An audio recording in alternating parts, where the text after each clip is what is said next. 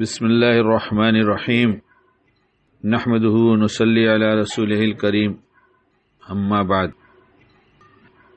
شریعت میں کچھ کام کرنے کے لیے بتائے گئے اور کچھ کام نہ کرنے کے بتائے گئے۔ جتنے کام کرنے کے بتائے گئے جب اس کا موقع آئے تو اس موقع پر کر لینے سے اللہ کا تعلق ملتا ہے، نیکیاں لکھی جاتی ہیں، اور یہ نیکیاں سب نور والی ہیں، اس سے قلب روشن ہوتا ہے اور اس روشنی کے بڑھنے کی وجہ سے بھلے اور برے کی تمیز ہوتی ہے۔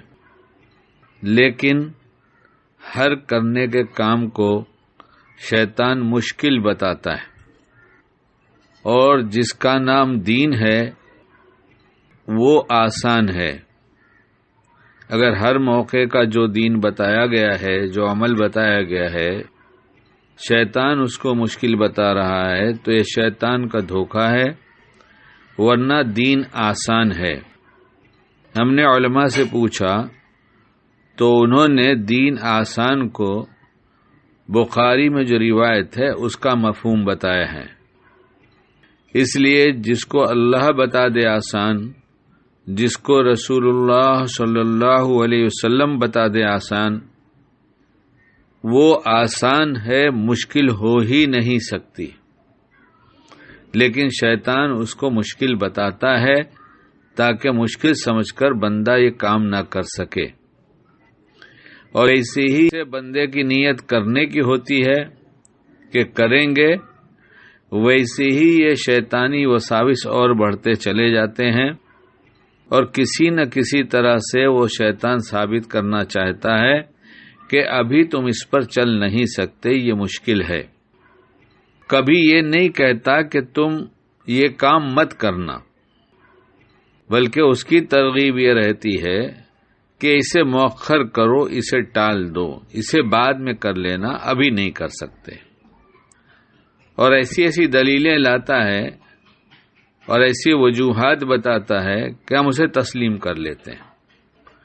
حالانکہ اس وقت اگر ہمت کر کے ہم اس حکم کو پورا کر دیں جو ہماری طرف متوجہ ہے، ہمارے حال کے مناسب ہے، تو یہ آسان ہو جاتا ہے، اور اس کے کرنے پر وہ کچھ ملتا ہے جو ہم سوچ نہیں سکتے کہ ہمیں کیا کیا ملتا ہے۔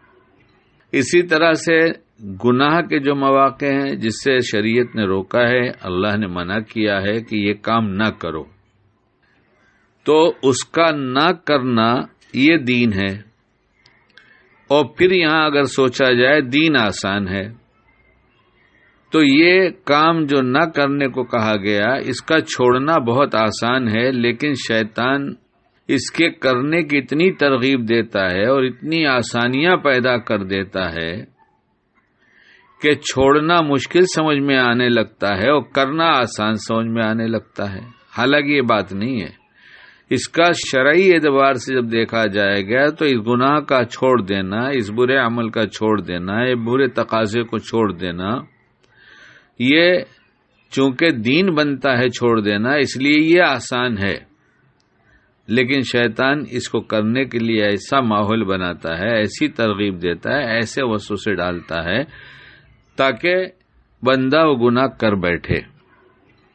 اب ہم اپنے حال پہ غور کریں کہ ہم صبح سے لے کے شام تک کیا بہت دفعہ ایسا نہیں ہوتا کہ کرنے والے کام کو ٹال دیتے ہیں اور نہ کرنے والے کام کو کر بیٹھتے ہیں؟ اگر ہمارا یہ حال ہے تو ہم اسے دوہرا لیں کہ کرنے والے کام کا کرنا آسان ہے، اور جب ہم نیت کریں گے تو اس میں اللہ کی مدد بھی آئے گی، اس لیے اور آسان ہو جائے گا۔ اور چھوڑنے والا کام چھوڑ دیں گے تو بھی یہ دین بنے گا، آسان ہے، اس لیے چھوڑنا بھی آسان ہو جائے گا۔ اللہ ہمیں نفس شیطان کے شر سے بچائے، اور جس وقت جو کرنا اللہ کو پسند ہے وہی کرنے کی توفیق عطا فرمائے۔